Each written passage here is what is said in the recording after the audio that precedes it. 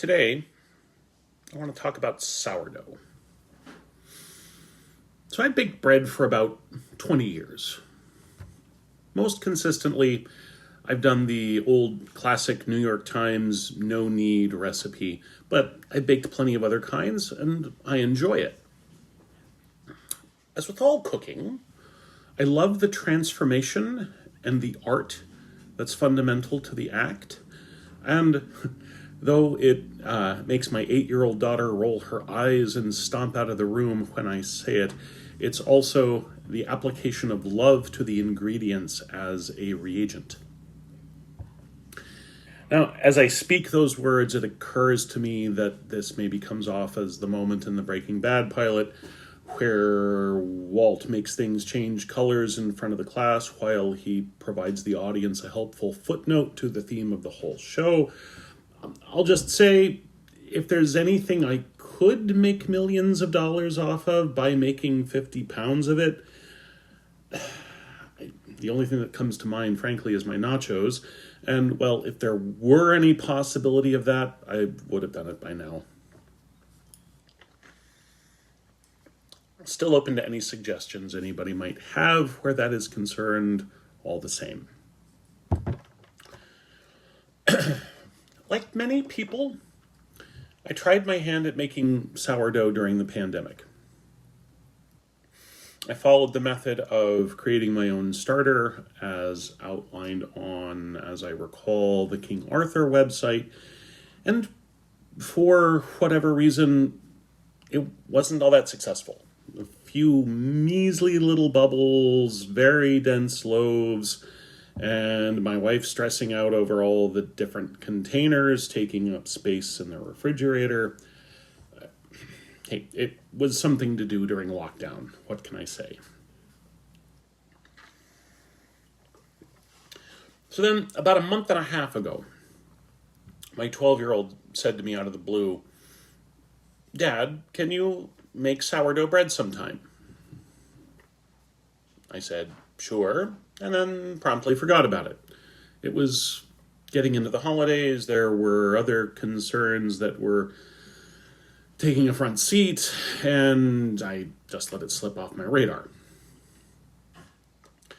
Then, the first week of December, I was at a bakery, and they had this sourdough starter gift kit from Breadtopia, I think was the brand. It jogged my memory, and I texted the 12-year-old, "Hey, am I remembering correctly that you wanted me to make sourdough?" And he replied almost immediately, "Yes." Well, okay then. I got it for him, and it was the gift in his shoe on St. Nicholas morning a few days later. The kid was a little confused, I have to say. I mean, it was 6 a.m. on a school day. His sister got a book set she really wanted, and he got a sourdough starter kit. But all the same, we got it started and kept feeding it. And then after a few days, we had to upgrade to a bigger jar just because it was going really well, and it was all bubbly, and it was expanding. And since then, we've made bread, we've made pancakes, we've made waffles. The starter is still going strong. I'll make bread again in the next day or two. And I have to say, overall, it's been a lot more successful this time around. It really has been active. It has been easier to work with. It's been bubbly. It's been tasty. And it's been interesting. Not to get all weird about it. People get weird about sourdough. But when you actually have a jar of this going in your kitchen, if you're somebody who has really weird and obscure interests like mine, then the stories you can find about old school bakers passing on their yeast culture to their apprentices help to clarify what imagery was at play with historical accounts of what was called the fermentum in Rome. That's Latin for yeast or leaven. When the bishop would send a particle of the communion host from his own altar to the altars of all of the churches in the city. I know, that is super relatable to general audiences. All the same, one of the things I find fascinating about sourdough starter is that when you haven't fed it in a while, it's fine. It's usable all the same, even when it's sleeping, so to speak. Or you can wake it up without a lot of trouble. I remember even the first time I did this 5 years ago, my wife was convinced that there was mold forming on the top of it. Well, turns out that's not mold. It's called hooch.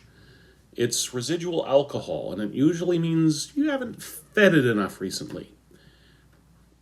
It's not a big deal. It's a natural part of the process. You can just stir it back in, feed the starter some more, and it's all good.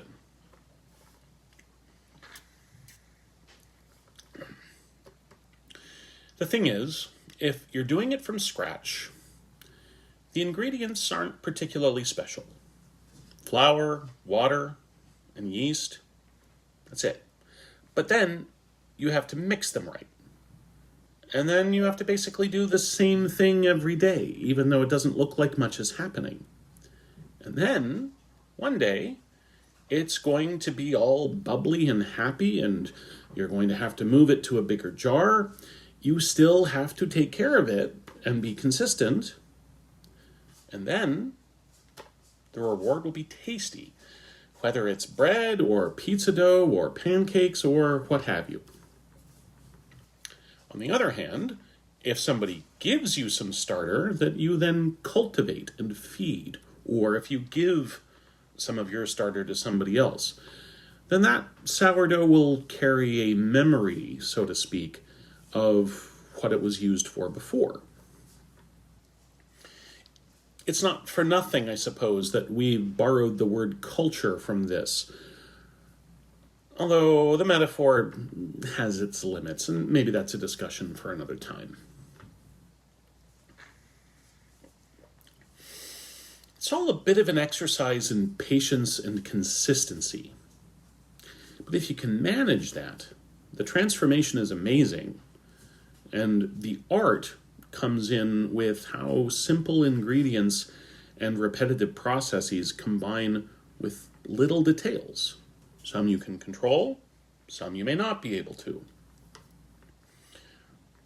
What's the kind of flour you're using? All-purpose flour, bread flour, a mix?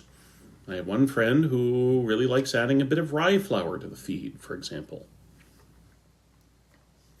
What's in the air? What strain of yeast you started with? This kind of thing. But if you take care of it like you love it, you'll have something wonderful you can share with people you love. There's so much you can do with not much more than patience, repetition, really basic ingredients, a bit of tender, loving care, and eventually you get tasty bread, plus you can share stuff with other people that will let them do the same thing. That all sounds like a great recipe to me.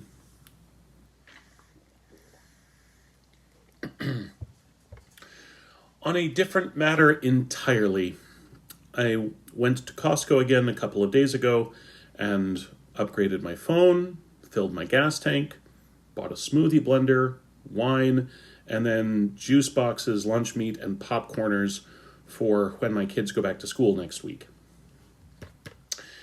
I also got neither cheese nor a set of hex-clad cooking pans, which also means I managed not to get divorced when I got home, that being the threat that was hanging over my head should I have come home with either.